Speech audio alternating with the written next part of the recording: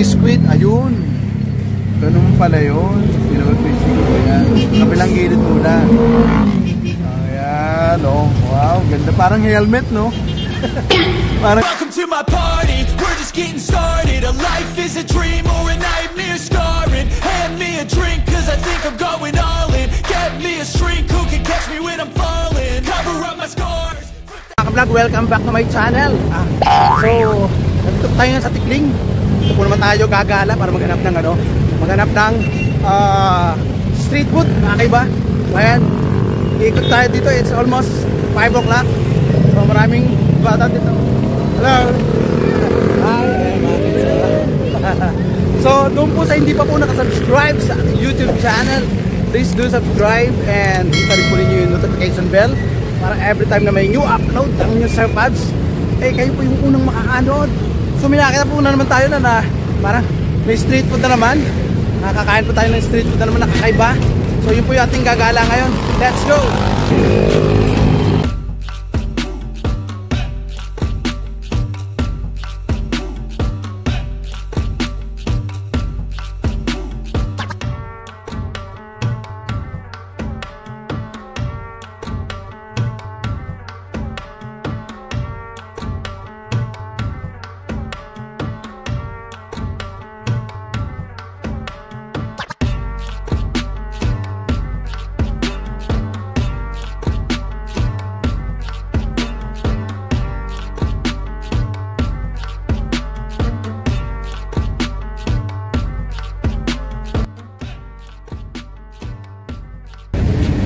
Ano to kuya na ano? Flavor? Kabila? Squid. And this one is cheese. Cheese din. Ayun, nagsala na si kuya. Ayan, welcome back to my channel mga ka-vlog. So nandito po tayo sa Tikling, Taytay, Rizal. So may nakita po tayo. Actually, na-video na po natin before yung takoyaki doon sa may Caloocan. But this one is very different. So titikman din natin to. Squid daw tsaka to cheese. So tingnan na po natin yung procedure ni kuya kung paano siya magluto ng takoyaki. So ito si Japanese ting na naman. So mostly Japanese po yung ating na ano. Pero tingnan po natin. Ayan, kuya, mga ilang minuto yan bago maging ganito ang balls na ano? 15 minutes. So luto na siya. So di ba binabaliktad nyo pa yan? Ganun. Ayun. So ayun, nilagyan na ni kuya ng cheese. Ayan, mga ka-vlog, oh. So mukhang masarap talaga. Tapos ayan. Ano yan? Anong ginagamit yung cheese? Cheddar cheese? Yung matigas ano? Para hindi agad matunaw? O yung Eden cheese? Basta ano lang, nakapackaging na ganyan. Oo. Ayun. So, usually ano yan? Cheddar cheese yung matigas para hindi agad matunaw. And then itong squid, ayun. Ganun pala yun. Pinag-fishing ko yan. Kabilang gilid muna. Ayan, oh. Wow, ganda. Parang helmet, no? Parang helmet ng sundalo. Ayan, gano'n. So, ang galing ni kuya maging ano So, 3 months na kayong nagkukan dito. So, medyo mainit mga ka-vlog Pagka bibili po kayo ng takoyaki, huwag kayo masyadong very closer sa ano, sa... Anong tawag nyo dito? Grill? Plate. Ayun, sa takoyaki plate daw nila. Kasi, medyo ito itong gilid na to, hot surface po yan. Baka mapaso po tayo niyan. So, atras tayo ng konti. And then, ayan, takoyaki, cheese and squid ni kuya. Anong pangalan mo kuya? Jerson? Jerickson. And then at saka si kuya Jerickson. Ayan ang ating na-feature ngayon. So ayan o. Nilalagyan pa palang gano'n. Parang ano. Para siya makumpleto yung loob ano. Ayan o. Ano yan? Yung kinuha nyo? Parang cornstarch, flour, gano'n. Mixture na talaga. Hindi mo na. Pag-aalis mo namin sa bahay. Ready na kasi. Naka-ready na yan. So tinuro. Ayun. So tinuro lang ko paano yung procedure ng ano. Dadrop nyo yung ano. Galing ha. Pero sa Caloocan nakita ko ano, medyo malapot yung nilalagay nila. Tapos pinapatong yung kalahati. Kasi meron silang mga chocolate, mga ganyan flavor. May squid yan tsaka cheese. Pero mostly yung pinaka-saleable nila doon, yung chocolate flavor nila. Nilalagay ng chocolate iba sa loob. Ayan, 15 minutes lang mga ka-vlog. Ayun, ginaganon pala yon para mag-iwa-hiwalay. Ayan, so hintayin po natin maluto. 15 minutes, medyo matagal-tagal. But kailangan natin makita yung procedure talaga kung paano ginagawa yung takoyaki. Originated from Japan, another Japan. Ayan ganda And then later on mga vlog, titikman din po natin yan, yung dalawang flavor na yan. Para at least ma-consider natin kung gaano kasarap yung ano nila. Ayan. Yun, sinutwist uling gano'n para pala mabilog siya. Medyo ma-procedural din eh, no? Matrabaho din eh, no? Kailangan na mabantayan mo kasi baka masunog eh, ano? Ayan, hindi magpapantay siya pagka ano. O yun, no? Ganun, no? Pangsungkit. Ano yung pansungkit mo na yan? Ano ba yan? High stick? O, protection na rin, no? Pang-protection na rin. Sa mga matataman loob. O, yan, no? Ayan. Ayan, si Kuya, o. O, ayun, may tawad ng isa. May freebie sa isa pagka 10 pieces for 100. Ayun, no? Ayan, mga kablog, o. Bilog, no? Diba? Makikita nyo? Ito, kabila po ay squid. And then the other one ay cheese. Yun, no? Kapunta na sa ano, o. Amazing! Ay, medyo bumibilog-bilog na. Diba? Ganito, oh, ang bilis, oh. Parang ping-pong ball. Ilang piraso yan, yung isang round na ganyan? Oh, 1, 2, 3, 4. 1, 2, 3, 4, 5, 6, 7. So, 28. Bali, 56. Ano? Bilis, oh. Bilis na naluto ninyo ganyan, oh. Ako kasi mahilig ako sa toasted, eh. Medyo toasted. Vlog, oh. Diba? Ang bilis, oh.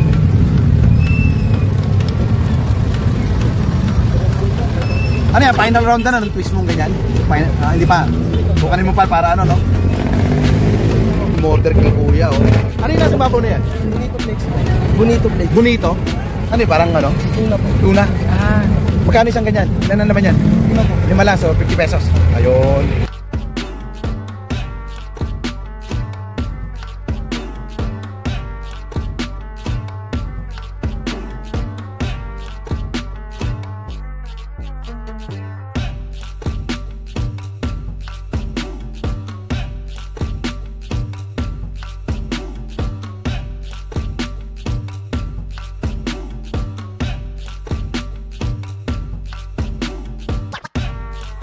Kaya mga kablog, oh, nagpa-flow na, parang katulad na nito, oh.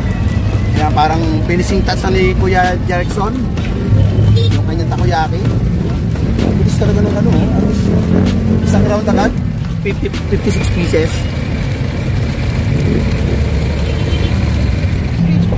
Ayan mga kablog, puno na, luto na yung squid at saka cheese ni Kuya Nick at saka ni Kuya Jerickson. Yan, ito na yung takoyaki nila. Let's go. Ayan mga ka-vlog, nandito pa rin tayo sa takoyaki dito sa Tikling.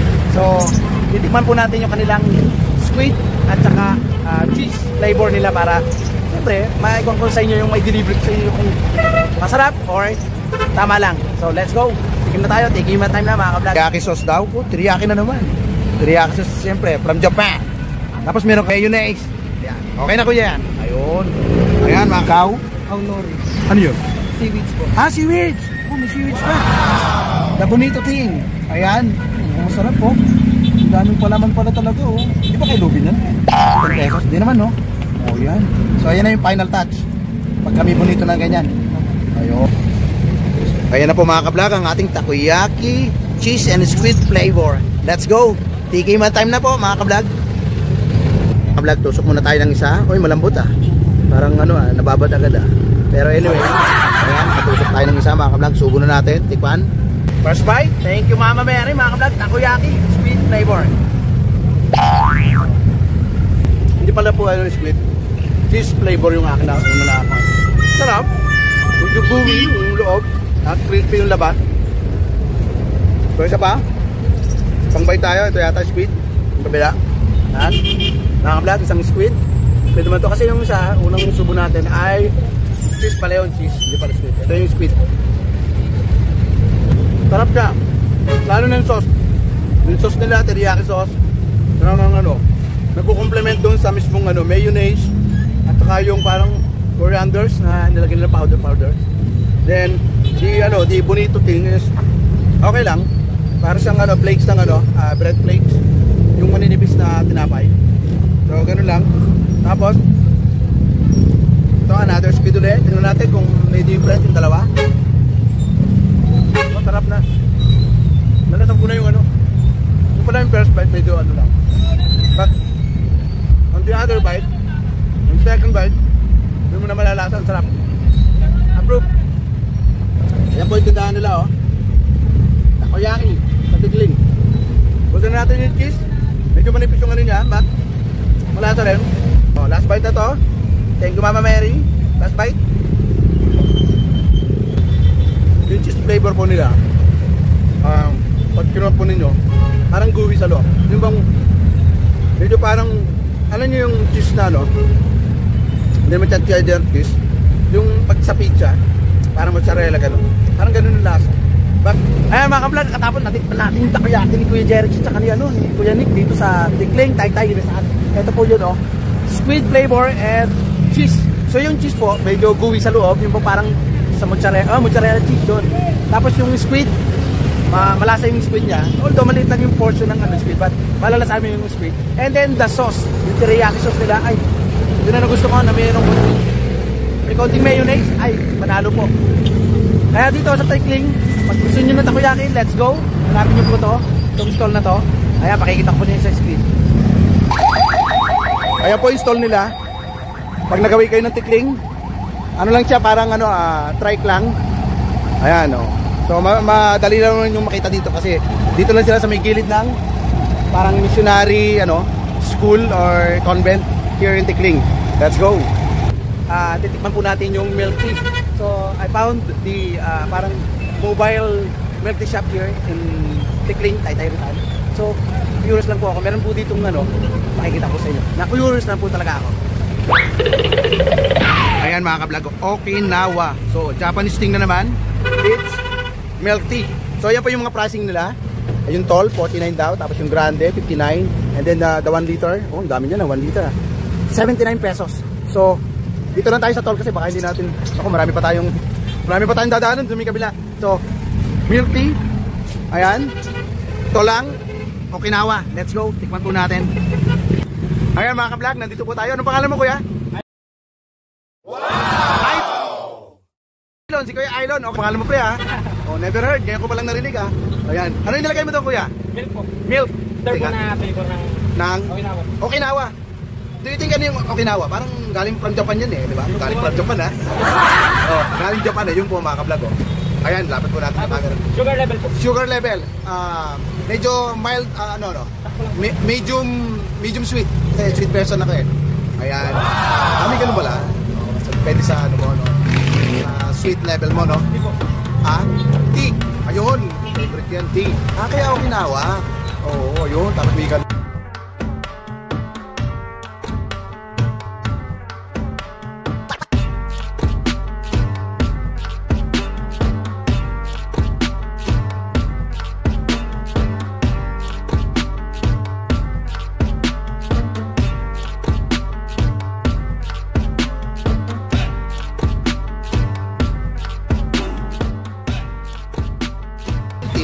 So meron siyang ice. Ayun. Panalo. Ganun pala yun. Parang kami matcha rin, Creamy po yung niya. Kami na siya kalap. Yung kami niya creamy. Hindi, okay na yun guys. Okay na.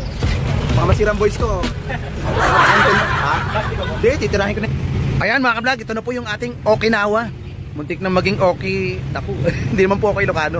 Ayan, dito po tayo sa Brew Plus. Blue dot plus ba to? Brew please. Ayun, hindi para Brew Plus. Brew please. Milk tea po yung ating in-order. Coffee milk tea yung kanilang in-offer dito. This is Okinawa flavor, tall size. So tikman po natin mga ka-vlog kung Okinawa talaga to. Ayan mga ka-vlog. Ako, kumusta naman yung hair ko? Mga ka-vlog, ayan, natin yung, ayan, meron po akong store. And then may milk tea here. Ayan, nandun pa ng kapato kasi palitan yung pwesto ni Kuya Aylon. So, siyempre, i-adjust po natin yung sarili natin. So, ayan mga ka-vlog, titikman natin Okinawa flavor milk tea. So let's go. Ayan na po mga ka-vlog ang ating milk tea. So titikman natin Okinawa flavor. Let's go. So sip na tayo mga ka-vlog ng Okinawa flavor natin na milk tea. Matalon-talon pa. So ito po mga ka-vlog.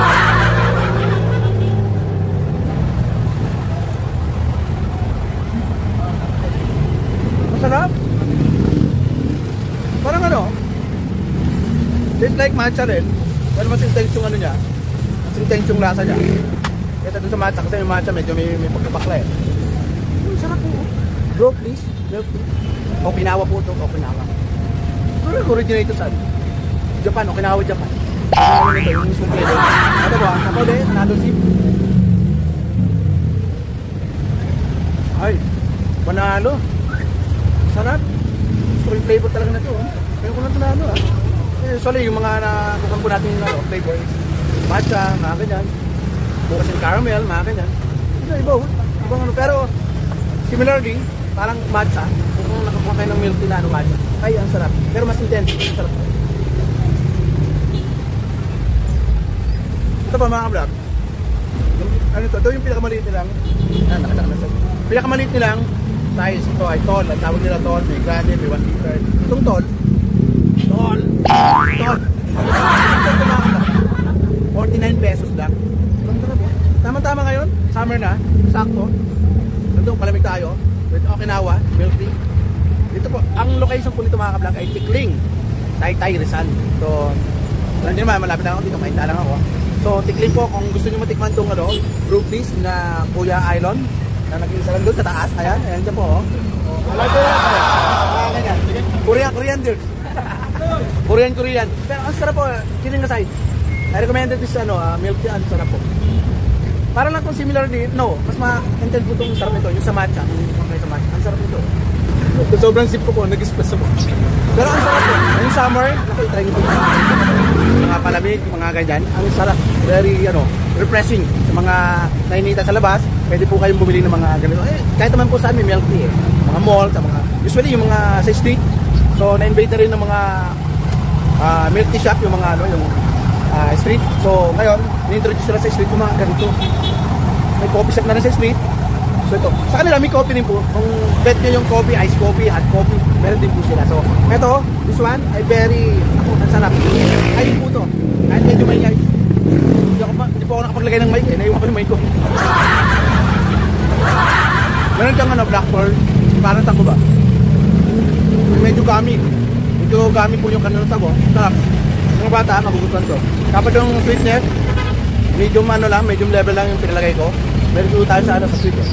Tapos, mas intense po, pwede po nyo padagdagan sa kanang kilo. Sarap, may gata po siya. Tapos meron po siyang yung Okinawa powder na whatsoever. Meron niya alam yung kasi mixture ng bat. Ulti meron siyang, kaya nga milk tea. So meron siyang milk. Tapos, syempre ice. Yung gooey gummy pearl, yung black pearl nila, ang sarap. Try it. Taytay Rizal. Tikling, Taytay Rizal. So kung mga taga-Taytay kayo, taga-Kainta, ay Gora kayo dito. Pwede kayo makabili dito kay Kuya Island ng. Ang pangalan po ng kanyang kiosk ay, ayan po, Brew Please. Brew that. So, pala. So, ayan.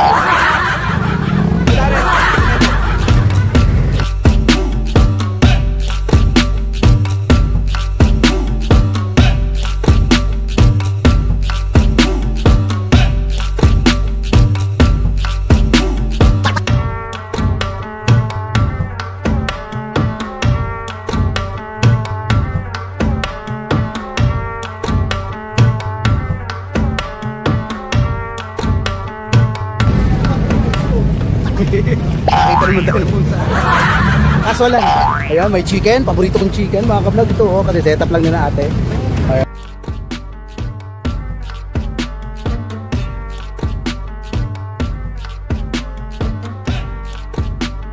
Tapos may Shanghai rice.